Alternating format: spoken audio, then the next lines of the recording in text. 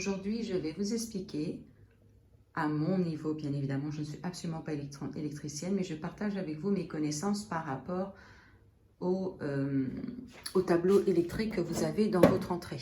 Si ça peut vous aider quand vous avez des petites pannes à la maison, bien évidemment, je sais le minimum, mais je peux partager un peu mes connaissances qui peuvent en aider certains si ça vous arrive à la maison, que vous ne soyez pas en panique d'appeler un électricien en urgence alors que c'est quelque chose que vous pouvez résoudre vous-même. Alors, donc, comment fonctionne votre tableau? Alors, nous, on a changé toute notre installation.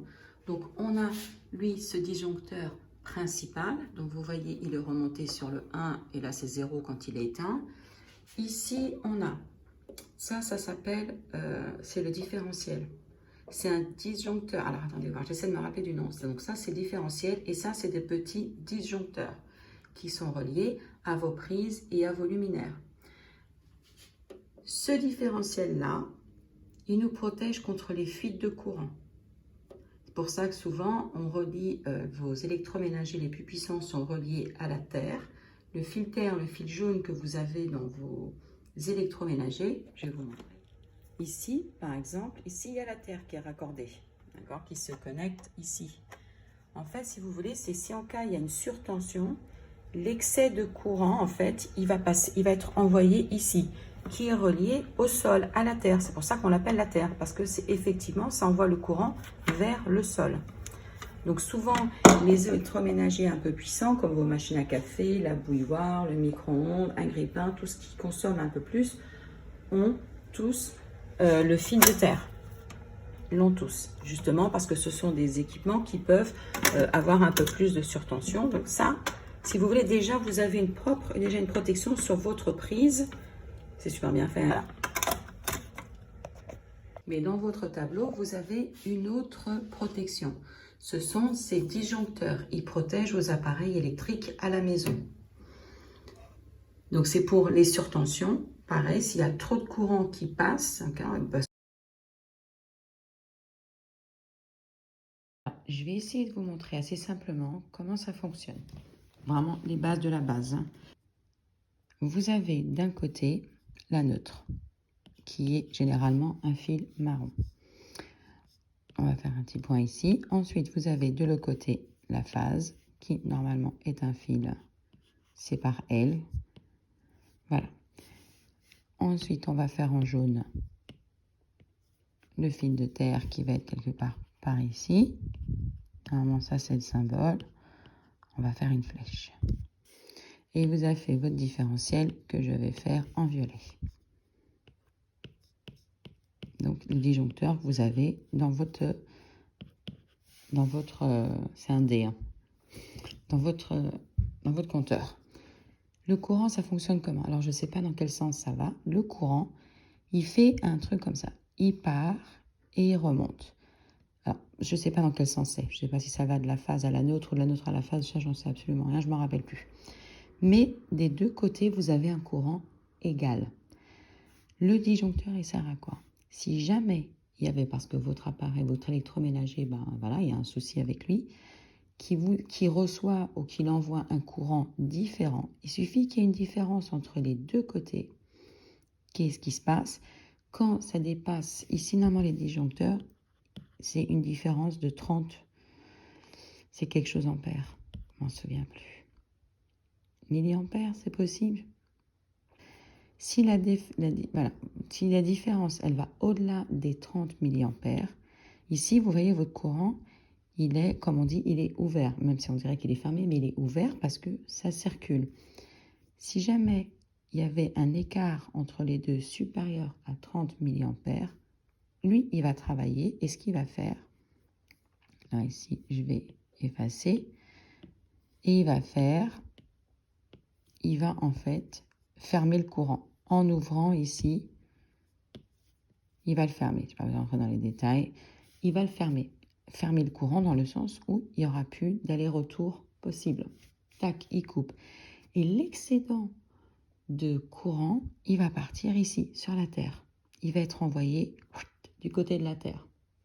Donc, c'est pour ça que les disjoncteurs différentiels, ils sont bien, parce que en plus de protéger vos électroménagers, parce que en fermant le courant, ça évite d'abîmer encore plus votre électroménager. Et en plus, ça évite surtout à ce que vous, en tant qu'usager, on ne se blesse pas. Parce que si jamais le différentiel, il ne fait pas son travail, s'il ne faisait pas son travail, vous, en fait, il suffirait de toucher votre micro-ondes, juste de le toucher, vous n'avez pas besoin de toucher au fil, de mettre la main dessus, et bien en fait, pour vous prendre un coup de jus.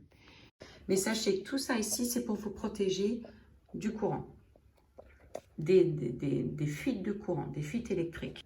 C'est pour ça qu'on les coupe, d'ailleurs, on coupe les disjoncteurs quand on veut changer une prise ou n'importe quoi pour pas qu'on s'électrocute.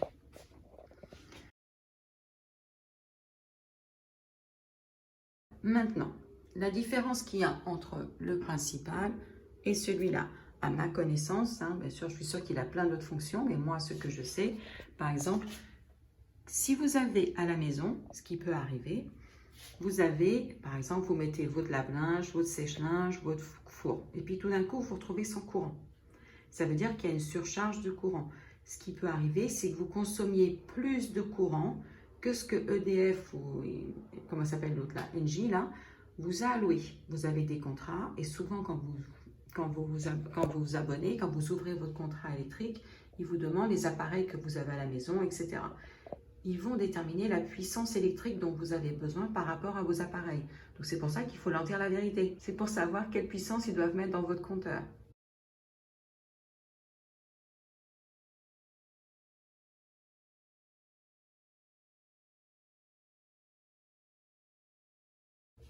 Nous, par exemple, on a un appartement qui fait 110 mètres carrés. Logiquement, avec le lave-linge, le sèche-linge, le lave-vaisselle, on devrait avoir du 9 VA. Mais on est en 6 parce qu'on est en chauffage en collectif et l'eau aussi, l'eau chaude, est en collectif. Donc, on peut descendre sur du 6. Donc, notre loyer, notre abonnement est un peu moins cher. C'est des centimes, mais bon. Et même, sachez que vos kilowatts, le prix du kilowatt augmente si votre abonnement est trop élevé. Pareil. Donc, il faut vérifier tout ça. Quand vous avez donc, si jamais, je me répète, si jamais vous mettez beaucoup d'électroménagers à fonctionner ensemble et que celui-ci saute, donc ça veut dire que tout seul, il va se mettre dans la position 0, ça veut dire que vous avez une surcharge de courant.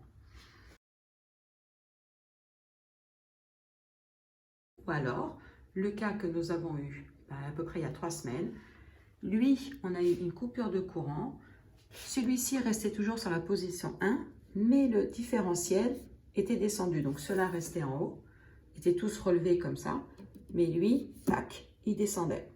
Alors on a essayé donc tout doucement, parce que j'ai fait au début, alors on a essayé plein de choses, d'abord on a mis celui-là à 0, puis on l'a remonté doucement, et puis en fait dès qu'on le remontait, dès qu'on essayait de le mettre en on, il s'éteignait, il revenait dans la position, il redescendait. On a essayé plusieurs fois, on n'arrivait pas à avoir de courant. Ensuite, j'ai réussi à avoir mon électricien au téléphone.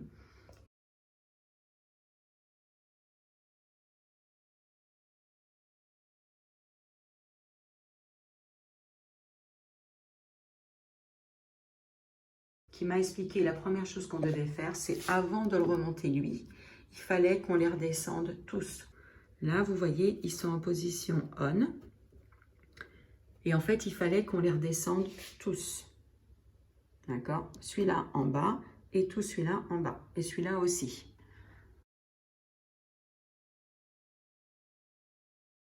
Dès qu'on les a tous descendus, on a remonté celui-là. Alors, il faut y aller doucement, il ne faut pas y aller, voilà, faut y aller tranquille. Celui-là. Ensuite, on a remonté le différentiel, donc on l'a mis dans la position on. Et cela, tour à tour. Donc, d'abord, vous prenez, vous en remontez un. Et vous voyez si ça tient. OK. Vous remontez le deuxième. Et vous voyez si ça tient. Et vous faites ça, ainsi de suite.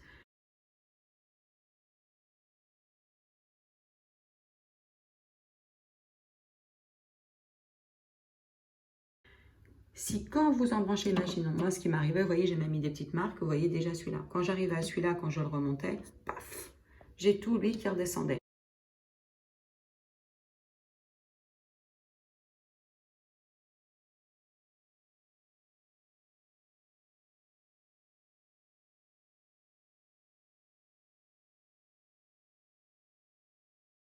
Celui-là restait sur le 1 et mon différentiel, il se mettait sur off. Donc déjà, je pouvais suspecter qu'il y avait un problème ici. Donc le problème venait de là. Donc c'est pour ça que c'est intéressant. Si vous arrivez à découvrir quelles sont les fonctions, à quelles pièces sont rattachés vos disjoncteurs, ça aide. Vous voyez, moi j'ai tout écrit au crayon. Ah, autre chose avant que j'oublie que vous devez faire, avant de remonter celui-là et de les remonter au fur et à mesure, vous devriez enlever toutes vos prises. Tous vos appareils, vous devez les débrancher. Machine à laver, tout ce que vous pouvez retirer des prises, il faut les retirer. Et vous les mettrez ensuite au fur et à mesure. Ça pourra aussi vous aider à détecter, cette prise, elle est reliée à quel disjoncteur, et en plus savoir si c'est elle en fait qui vous pose des soucis. Parce que si vous mettez, quand vous aurez tout remonté et que vous allez revenir ici et rebrancher, commencer à brancher vos appareils, si dès que vous le branchez ça saute, c'est que c'est cet appareil-là qui vous pose un souci ou c'est la prise. Après que vous ayez tout débranché, donc vous remontez celui-là, ensuite vous remontez votre différentiel et là donc vous commencez et petit, un par un, et vous voyez ce qui se passe. Vous remontez le premier, il n'y a rien qui lâche. Vous remontez le deuxième, il n'y a rien qui lâche, et ainsi de suite.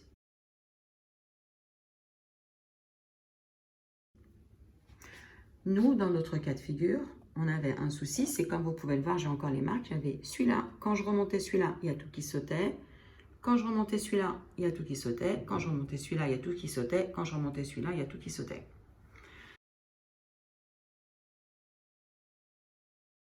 Et c'est là que mon électricien a dit, il y a un hic, parce que ils ne sont pas branchés, ces disjoncteurs ne correspondent pas aux mêmes pièces. Il a dit, on ne peut pas avoir, surtout pour une installation qui a 1 an, il dit, on ne peut pas avoir autant de luminaires ou de prises qui posent des soucis. On est arrivé à la conclusion que c'était le différentiel qui n'était pas bon, il nous en a mis un nouveau. De toute façon, après, il a bien vu qu'à peine il appuyait, à peine il faisait ça, le truc il sautait. Donc, il avait un problème. Ça, c'est les premières choses que vous devez faire quand vous vous retrouvez avec une coupure de courant avant d'appeler votre électricien.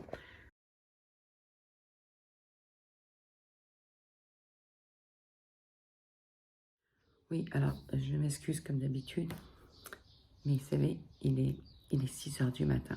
Donc, c'est pour ça que je parle pas trop fort non plus, parce qu'ils sont tous en train de dormir. Mais après, j'ai plus le temps. Voilà, sauf qu'au début, et c'est là qu'il faut que vous fassiez super attention, avant qu'il découvre que c'est un problème de disjoncteur différentiel, au début, il était persuadé que ça venait de notre sèche-linge, de notre lave-linge. Parce que la première fois que tout a sauté, il y avait notre lave-linge qui fonctionnait.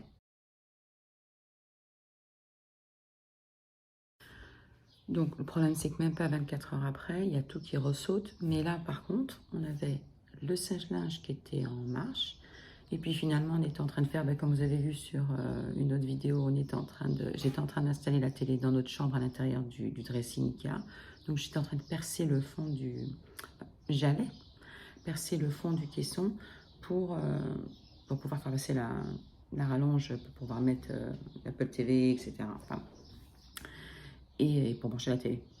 Et en fait, j'étais sur le point de percer avec ma scie cloche, et puis il y a tout qui ressaute.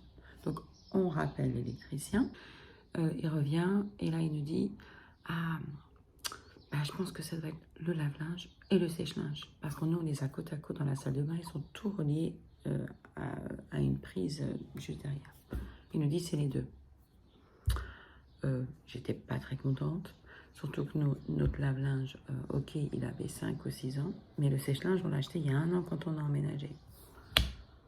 J'étais un petit peu dégoûtée. Mon mari, l'électricien, s'en va. Il commence à chercher sur Internet. Genre, alors on va te racheter des trucs. Je lui dis, je ne pense pas. Je n'étais pas contente du tout. Donc, moi, ce que je vous conseille de faire, c'est ce que nous, on a fait. Plutôt que de se ruer, comme voulait faire mon mari, et racheter des électroménagers, c'est de faire des tests des mêmes appareils sur d'autres prises de l'appartement. Parce que nous, par exemple, je vais vous montrer. Donc, je vous montre. Nous, vous voyez, j'ai écrit lave-linge, sèche-linge et lave-linge. Donc nous, si vous voulez, quand le sèche-linge ou le lave-linge faisait sauter le différentiel, quand j'essayais de les remonter un par un, j'arrivais ici, vous voyez, j'ai même une marque. Quand je remontais celui-là, paf, il y a tout qui ressautait à nouveau. Parce qu'ils sont reliés, ces deux interrupteurs, ces deux disjoncteurs sont reliés à la prise qu'on a, au bloc prise qu'on a dans la salle de bain avec les deux appareils. En branchant, par exemple, moi, ce que j'ai fait, donc pour être sûr, donc je me suis dit, si vraiment c'est les électroménagers qui font que ces deux-là, ils disjonctent et qu'ils n'arrivent pas à tenir, enfin que lui et ces deux-là disjonctent, si je branche ces deux appareils sur une autre prise dans l'appartement, dans ce cas-là, c'était dans la chambre de la petite, en branchant dans la prise des chambres, celui-là, logiquement, quand je vais remonter lui, quand je vais essayer de remonter celui-là, je ne devrais pas réussir, si c'est les électroménagers. C'est ce que j'ai fait. Donc, j'ai pris une rallonge, donc vous comprenez l'idée. Donc, ce que j'ai fait, j'ai raccordé le sèche-linge et le lave-linge. J'ai pris une rallonge que j'ai branchée dans la chambre de notre fille. Et à chaque fois, quand je me servais du lave-linge ou du sèche-linge, je les débranchais. Donc, si je me servais du lave-linge, je branchais le sèche-linge et je le mettais en marche. Quand je voulais me servir du sèche-linge à la fin, il fallait que j'enlève la prise du lave-linge pour mettre celle du sèche-linge.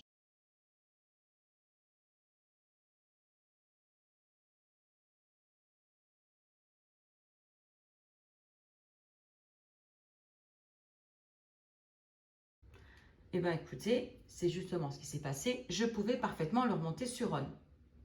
Donc, pour moi, ça a été évident, 1 heure après qu'il soit parti, que le problème ne pouvait pas venir des électroménagers.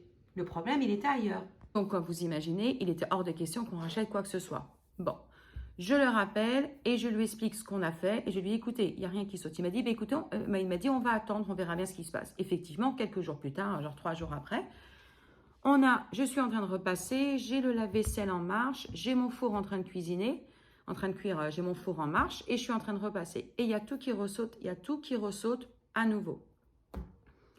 Bon, voilà, c'était clairement pas alors là, c'était, je veux dire, donc tout de suite, il m'a demandé, ah, et votre lave-linge et votre sèche-linge. Je lui ai dit, écoutez, ils sont même pas branchés sur la rallonge. Donc, non, ça n'a rien à voir avec eux. Heureusement, hein, vous vous rendez compte qu'on a failli acheter un sèche-linge et un lave-linge. Là, il me dit, ah, ben écoutez, c'est peut-être la puissance de votre compteur. Donc, c'est là qu'il m'a expliqué l'histoire de l'interrupteur du haut. Je lui ai dit, bah oui, mais le problème, c'est qu'il ne redescend pas. Oh, mais appelez-les quand même, vérifiez. Vous êtes sur du 6, il faut peut-être passer sur du 9. On a appelé EDF, chez nous, on est chez EDF, qui, eux, ont refusé de nous monter la puissance du compteur, parce qu'ils me disent, vous n'avez pas besoin d'avoir un 9 VA. Vous n'en avez pas besoin, c'est pas nécessaire. Votre problème d'électricité, il vient pas de là, c'est impossible.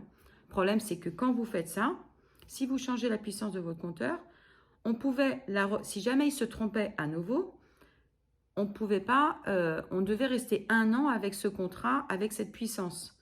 Donc sachez que quand vous changez la puissance, l'abonnement il est plus cher et vos kilowatts aussi sont plus chers. Donc là, c'est mon mari, par contre, qui m'a dit, moi, je l'aurais fait. Ça, j'avoue, je l'aurais fait. On en avait tellement ras-le-bol de ces coupures de courant. Mais là, c'est mon mari qui a dit, non, tu te rends compte, on ne va pas s'engager pour 1 an. Imagine que ça ne soit pas le bon truc. Bon, bah, finalement, on lui a dit qu'on n'allait pas le faire. Finalement, il a appelé un de ses collègues. Et parfois, comme quoi, ça fait du bien d'avoir qu'il y ait une autre personne. Hein. C'est pour ça que c'est toujours bien de travailler en équipe. Comme je vous explique souvent pour le bricolage, c'est plus facile si vous êtes deux. On a chacun un regard différent. C'est toujours plus facile. Et c'est ce qui s'est passé. Son collègue, quand il est arrivé, il a dit, écoutez, par rapport à tout ce que vous m'expliquez, le seul point commun dans tout ça, c'est le disjoncteur différentiel. Donc, celui qui est au tout début sur la gauche. Il m'a dit, le seul truc que je vois, c'est ça. Puis effectivement, on l'a changé. Et là, je croise les doigts, ça fait déjà 1 mois. Et ça, on n'a plus rien qu'à disjoncter. Donc, c'était vraiment lui. La vidéo n'est pas forcément super instructive, mais c'est un peu comme j'ai fait pour la vidéo d'IKEA. C'est un retour d'expérience par rapport à des problèmes qu'on a eus. Ça peut vous donner une idée pour essayer de trouver la panne avant de vous lancer dans des achats. Nous, on allait dépenser 1 000 € pour rien parce qu'on aurait racheté les électroménagers et le problème aurait continué. Vous vous rendez compte? Autre chose qui peut aussi peut-être vous intéresser, c'est qu'à un moment, comme mon mari était persuadé qu'il avait raison, lui insistait parce que ça durait quand même, on était sur 3 semaines, hein, c'est que cette histoire, on n'a pas résolu ça en 4 ou 5 jours. Ils étaient persuadés, mais moi je me suis dit, ok, c'est bien gentil, on va racheter les électroménagers. Et si jamais ils se plantent, si jamais on rachète des électroménagers, et puis qu'ils soient trompés, que finalement ça continue à ressauter, comment ça se passe? Il y a une assurance pour ça qui me garantit que, bah oui, en fait, qu'on nous rembourse nos électroménagers parce que c'est une erreur de diagnostic. Est-ce que lui a une assurance pour ça? La première chose que j'ai faite, j'ai appelé notre assurance habitation, je leur ai demandé. Je leur ai expliqué la situation. Eux m'ont conseillé, ils m'ont dit, écoutez, avant de vous lancer dans un achat quelconque, appelez un autre électricien. Alors nous, on voulait appeler celui-là parce que forcément, on a fait l'installation il y a 1 an, c'est lui qui nous l'a installé. On a une garantie quand même d'installation, donc c'était gratuit.